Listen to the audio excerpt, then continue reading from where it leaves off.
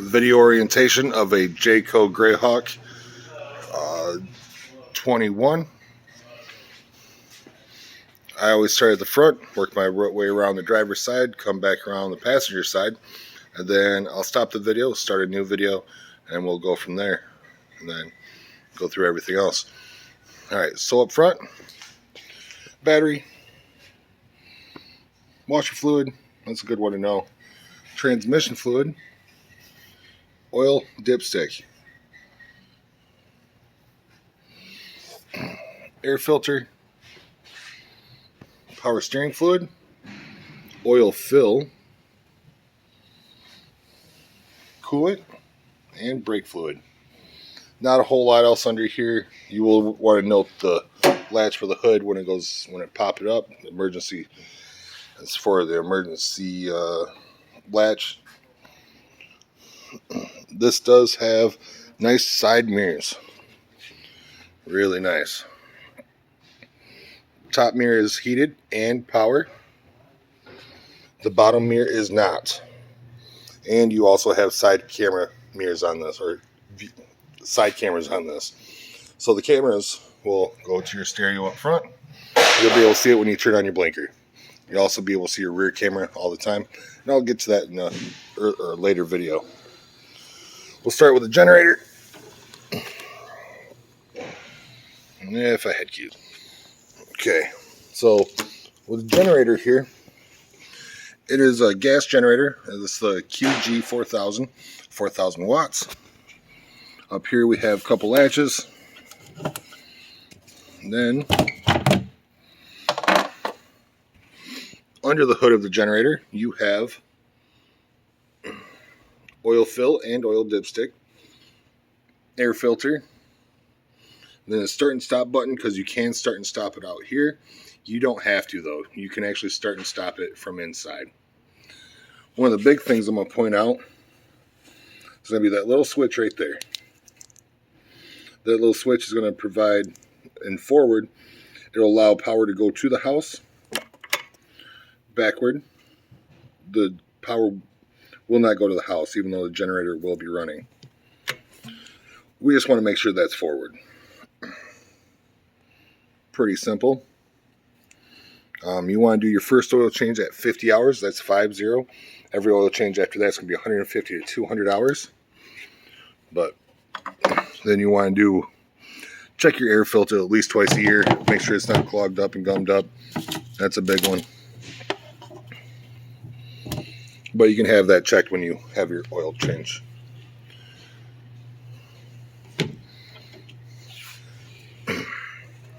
Just a compartment right behind it. A little bit of storage.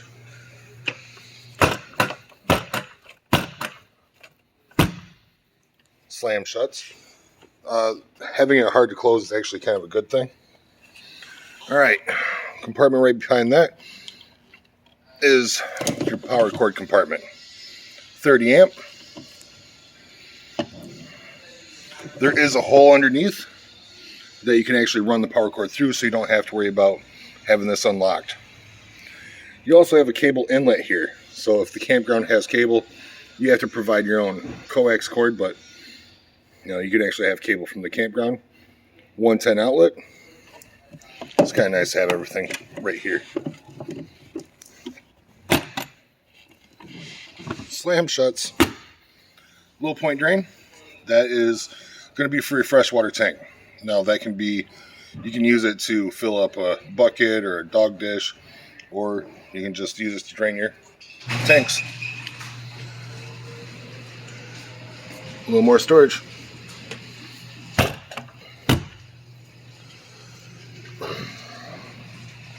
Tires on these ones. You do have a place to put air in there. And let's see if I can find it. It's really hard to do on the video. But you have 2 tires on this side, 2 tires on the back side, and then you have the 2 front tires. Water connection, city water connection, and then black tank flush.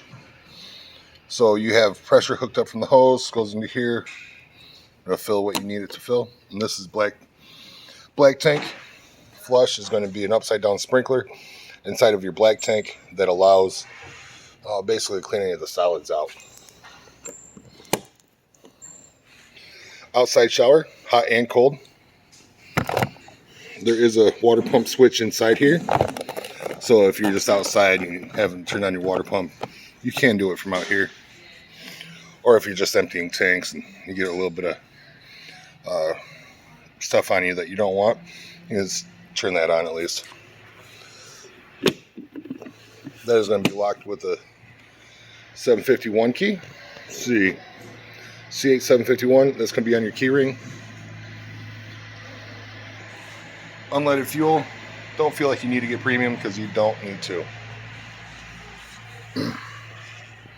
Sewage, you have a cap on here on the center. So cap, you can take that off, put a hose on it, drain it out to where you need it to. Pull the black tank, pull the gray tank, or pull the black tank, let it drain. When that's done, pull the gray tank, just flush out any of the excess material that might be in the hose. Pretty large storage compartment here. Alright, let's see if we can get into the water system. So if you're hooked into your city water connection, which is there, you have two valves. So don't let your brain overcomplicate this. This is really easy. So 1, 2, 3, 4, 5, 6. Right now it is set to 3 and 5. So 3 and 5 on here is normal. Normal means it's pulling from the tank, not using city water or pressure water from your hose.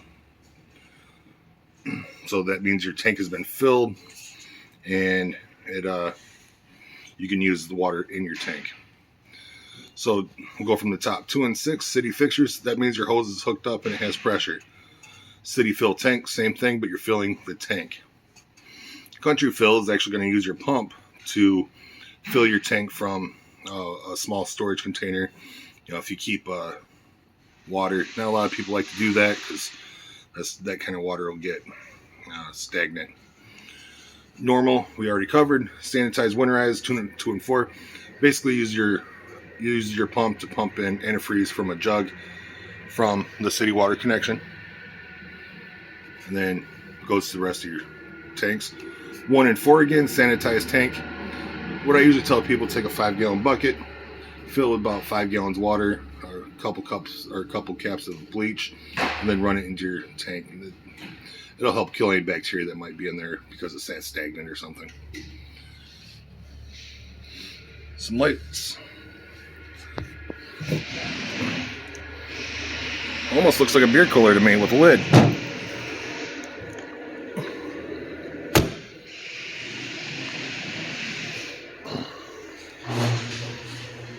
Nice size. LED lights everywhere. There is a rear slide out here. Slide out awning. Rear camera. This one is adjustable. It's not easy to adjust. It is a rubber coating on here, and it can be adjusted. I tried to set that to the best of my ability to get the vehicle that you might be towing or trailer, as well as the hitch. So if you want it close to the hitch, all you gotta do is push down on that a little bit, and you'll get a little further down. Nice storage though. I like the large storage. Down below we have 7-way and a 4-way plug for trailer. It says 7,500 pounds, 750 pound tongue weight. That's not necessary. That's what the hitch is rated for, not what the vehicle's rated for. The GVRW on that one is going to be inside one of the doors. Check that before you start throwing a whole bunch of stuff behind it, saying 7,500 pounds, because it may not actually be able to tow 7,500 pounds. Nice hitch though.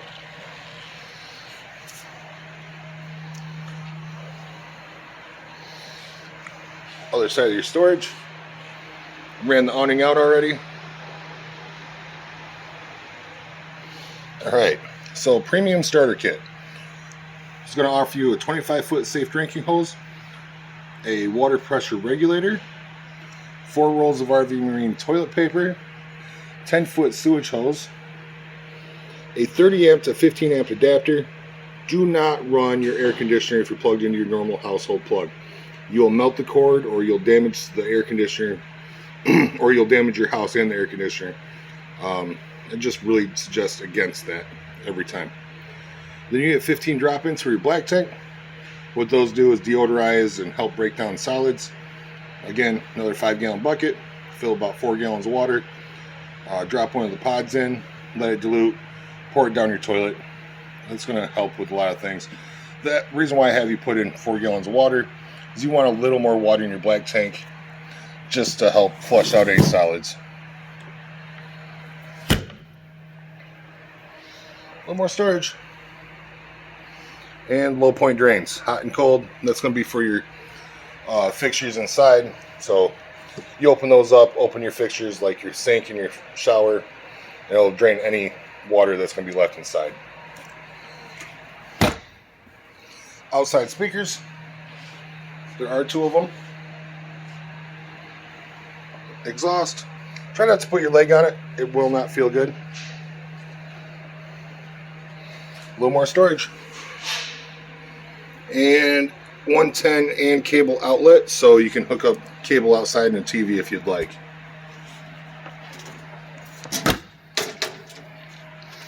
Water heater. Reason why I open this up is just so people can see inside.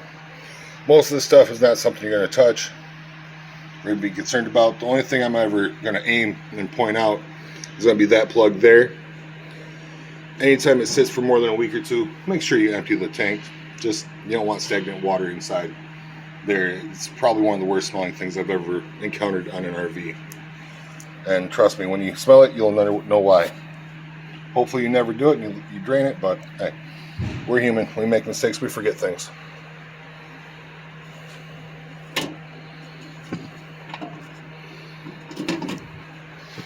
Right below that, we have propane. Right now it is full.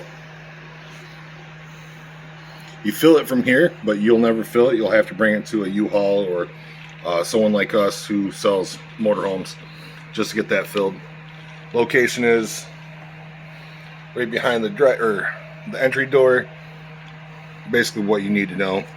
Then all the way open or all the way closed, never in between.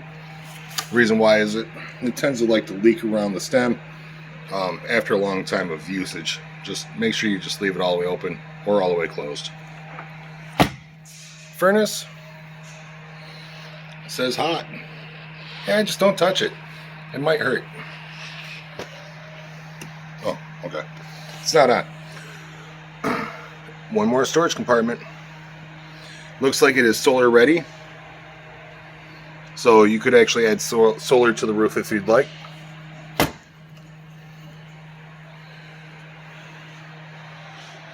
pretty cool though. Awning lights. Okay, so I know there's a lot of stuff in the background here, but if you look, you can see that the awning is actually tilted a little bit.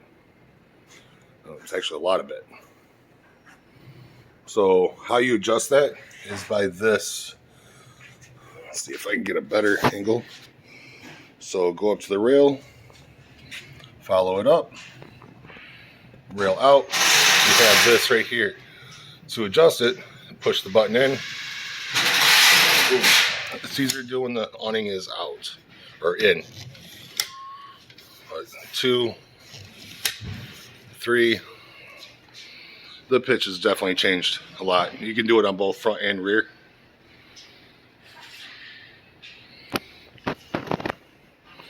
And then to make things fun, you get an entry step. That is going to be controlled by your screen door. Close the screen door, step goes in. Open it, comes out. You can stop that from happening. Coming inside, just a little bit, there's one that says power step on. Turn that off. And now the step will stay out all the time. The only time it will go in with that power step switch down is when you turn the ignition on. It's just a safety bypass on that. Make sure you don't ever leave your step out. But yeah, we have awning switch. I'll get to all the other switches later on. Awning light. So awning light. And then you have light up there, which is going to be exterior lights, far right. Then you have your awning itself. Push it in. And the way it's rolling up right now, make sure it rolls up like this every time. You can roll this up backwards. You will damage the awning doing that. So make sure to keep it this way. I'm not going to run this all the way in on the video. But beyond that, not a whole lot of learning outside. I definitely suggest if you have any questions when you come pick it up, you definitely ask for Dave, and I'll come out and answer any other questions you might have, or the salesman might just be able to know the answers for you. But either way, I'm going to stop this video and I'm going to start a new one. All right.